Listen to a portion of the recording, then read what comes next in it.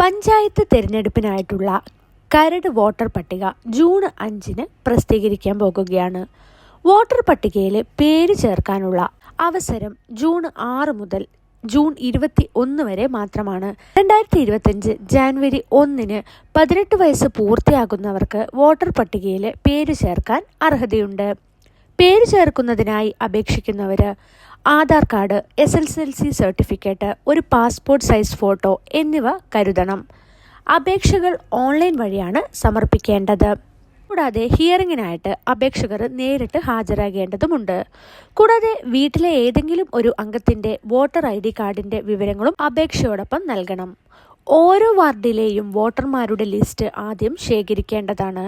നിയമസഭാ തിരഞ്ഞെടുപ്പിനായി പുതുതായിട്ട് പേര് ചേർക്കുന്നവർക്ക്, അതായത് മുൻപ് പഞ്ചായത്ത് ലിസ്റ്റിൽ പേര് ചേർക്കാത്തവർക്കും പഞ്ചായത്ത് തിരഞ്ഞെടുപ്പ് വോട്ട്